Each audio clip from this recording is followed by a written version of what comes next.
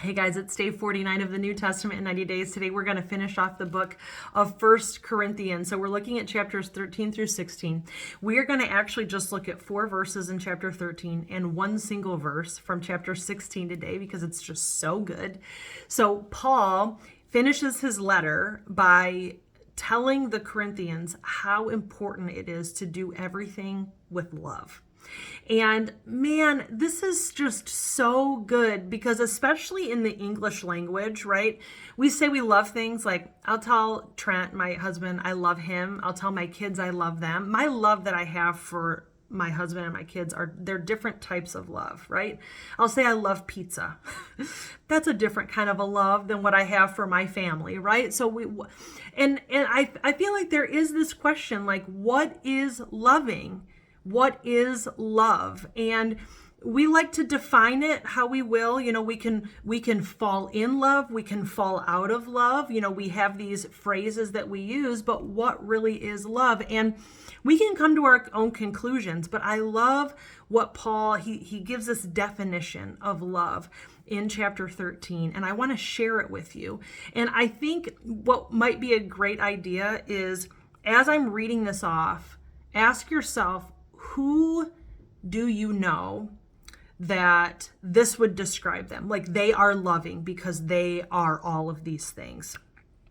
This is what Paul says in chapter 13, starting in verse 4. He says, "Love is patient and kind. Love is not jealous or boastful or proud or rude. It does not demand its own way. It is not irritable, and it keeps no record of being wronged. It does not rejoice about injustice, but rejoices whenever the truth wins out. Love never gives up, never loses faith, is always hopeful, and endures through every circumstance." If I can be honest, there are very few people that I think exude this definition of love. This is a challenge, really. Of all the people that have ever walked this planet, I think Jesus was the only one that truly was all of these things. God, oh my gosh, he's so patient with us, wanting all of us to come into a relationship with Jesus. He should zap every single one of us because we are such a mess. But he doesn't. He's patient. He's kind. You know, not jealous or boastful, proud or rude. I think we have moments where we have that under control, but by and large, man, that is like an issue of the human experience, right? Being jealous, boastful, proud, or rude. If you think of any people group, any political affiliation, any neighbors, any family members, I don't know if anybody really understands this kind of love, but man, what would the world be like if people were like this? If they exuded this kind of love? If this was our definition of love, how would that change the way we act towards one another? The way we act towards our neighbors, our family members, our kids, our spouses, our friends? This is a challenge for me because, man, this is like something to attain to. This is something to strive for, this kind of love.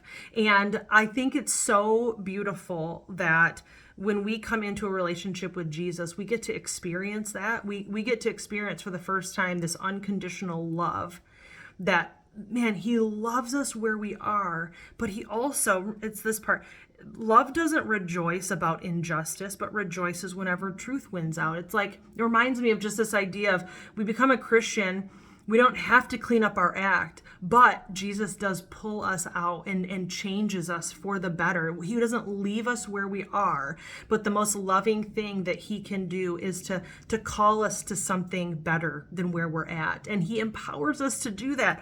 What a loving God that we encounter in the Bible. And so, you know, that's obviously that's like the passage is always read in a wedding, right? And it's kind of like, you know, people are in love and, oh, it's yes, I'll always be patient and kind with you. But then life hits, right? and then we aren't. And so we hear these things, but really, outside of the help of God, I don't know if we can actually do this on our own. Anyway, I wanted to share that with you as just something to chew on as we hear these messages from the world, from society, from a spouse. What really is love? This is the definition that God gives us of what love really is. And then Paul, he ends in chapter 16 with, this is kind of like the end cap to 1 Corinthians. Like Paul says, in summary, after I've said all of these other things, he tells the Corinthians, and it's really a message for all of us today: be on guard, stand firm in the faith, be courageous, be strong, and do everything with love. And so that is how we're going to end 1 Corinthians. That gives me a lot to think about. I hope it will give you something to think about as well. If you'd like to chat about anything that I've shared today, I would love to have a conversation with you. So feel free to leave a comment or shoot me a private message. And if I don't hear from you today, I will see you tomorrow as we start off the book of 2 Corinthians. Bye, guys.